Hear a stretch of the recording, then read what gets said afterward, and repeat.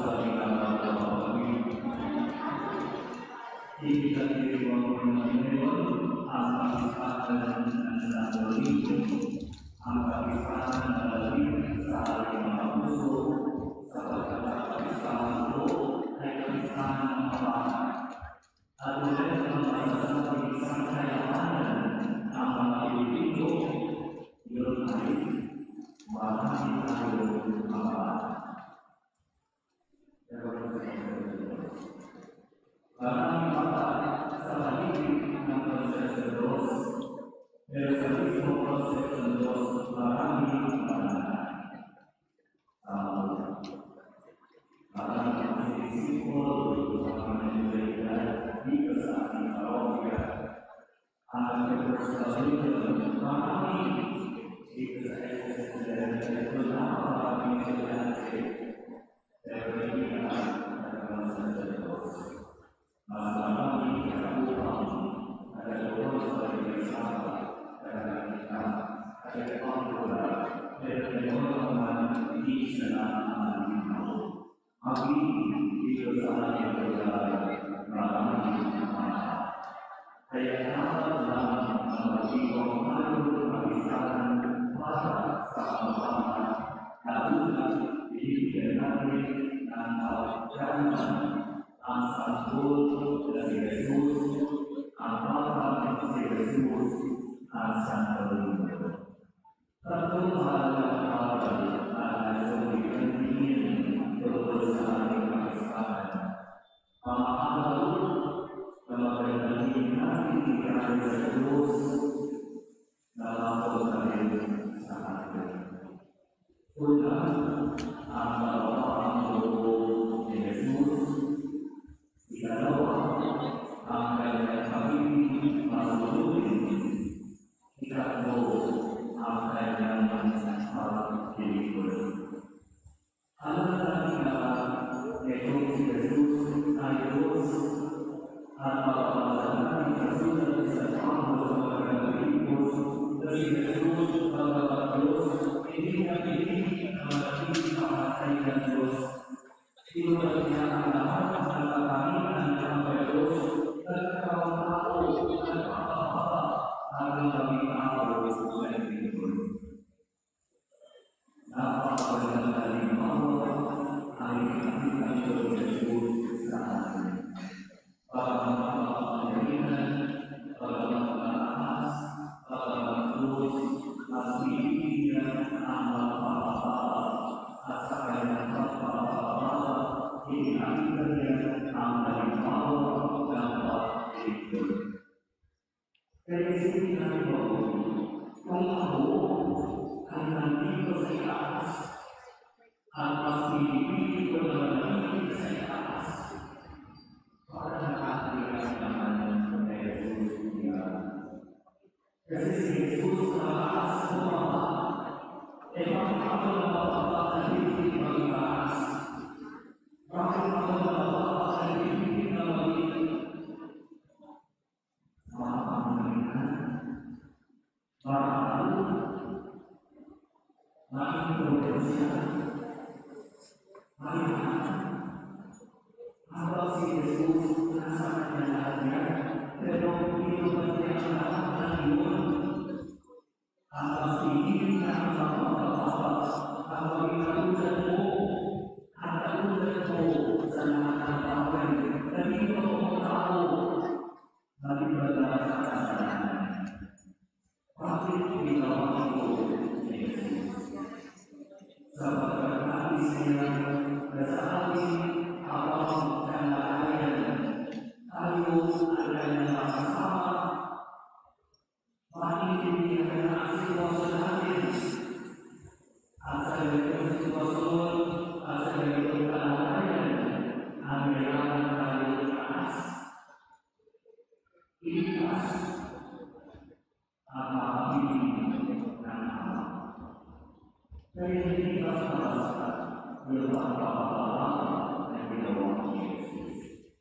Ito ang daan para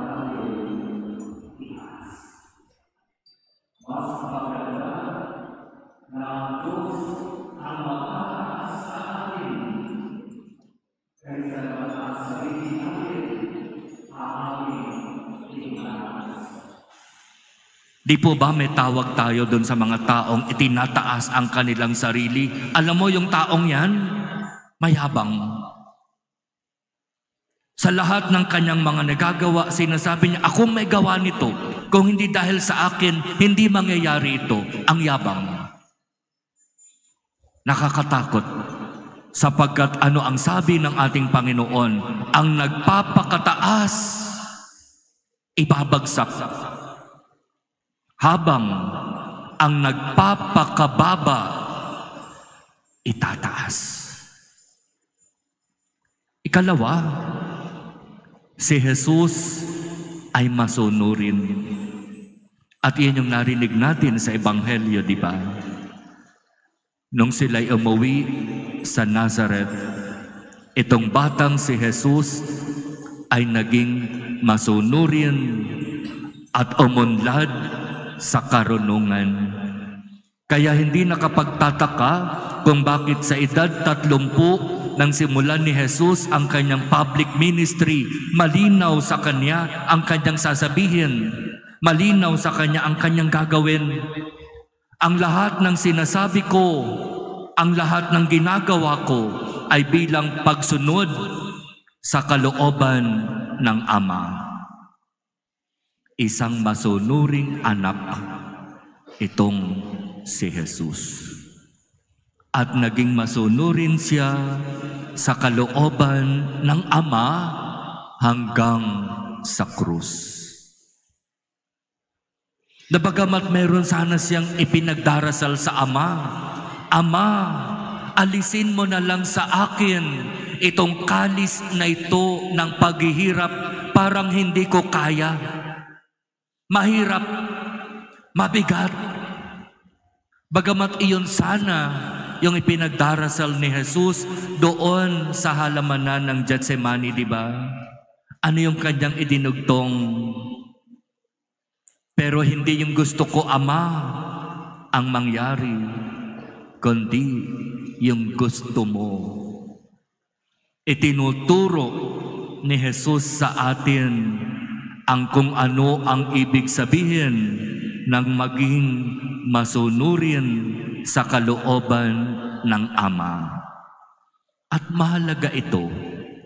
Sa buhay natin, marami tayong pangarap, marami tayong gustong gawin. Pero tinanong ba natin ng Diyos, Lord, yung pangarap ko ba, yung gusto ko ba para sa sarili ko, yun din ba ang gusto mo? O baka naman, ako lang ang may gusto. Napakaganda na mangyari sa ating buhay na magtagpo ang kung ano ang gusto ko at ang kung ano ang gusto ng Ama. At iyon ang tinatawag na bokasyon. Vocation. Ang buhay na inilaan ng Diyos sa akin. Kaya yung pag-aasawa, pinagdarasalan, pinagninilayan, hindi yan basta-basta na lang gagawin. At kapag nagsawa, goodbye, hanap na ako ng iba. Hanap ka na rin ng iba. Hindi ganon ang bokasyon. Kaya nagsisimula ang lahat sa pagiging masunurin. At ikatlo, paglilingkod.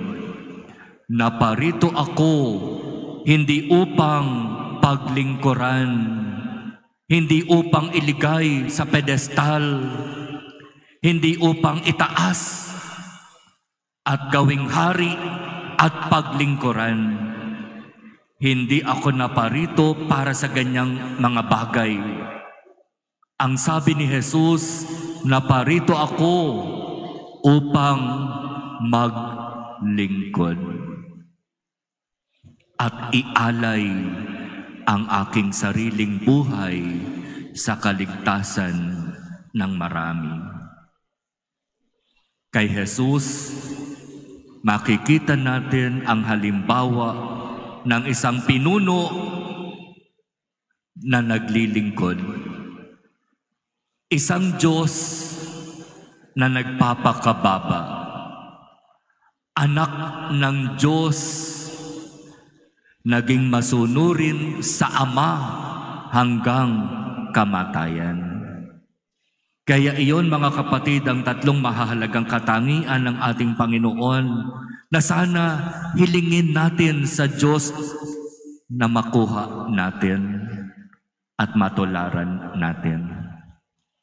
Sa atin nawang pang-araw-araw na buhay, makita ang kababaang loob, maranasan ang pagiging masunurin, at maisabuhay ang tunay na paglilingkod. Amen. Kasama natin sa misa ang mahal na Senyor, ang Santo Niño de Tondo. Hiniram natin sa Tondo simula pa noong Tuesday at nandito siya sa atin at makakasama natin siya sa prosesyon. Ang tawag sa kanya, ang mapaghimalang imahen ng Senyor Santo Niño de Tondo. Bakit mapaghimala? Mapaghimala talaga. Alam niyo ba, nung siya ay dinala dito sa ating parokya ng Tuesday, kasama namin sa doon sa van, sa sasakyan. Pero doon sa simbahan sa Tondo, pagpasok namin sa kwarto kung saan siya nandun, ang bango-bango talaga. Pero pagdating niya sa van, walang bango, walang amoy.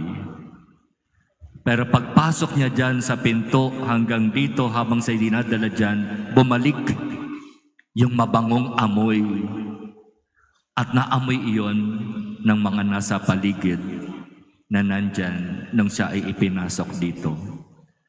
Pero ngayon wala ulit. Bakit ganun? Kasi bata. Hindi natin alam kung kailan niya palalabasin yung bango na yun.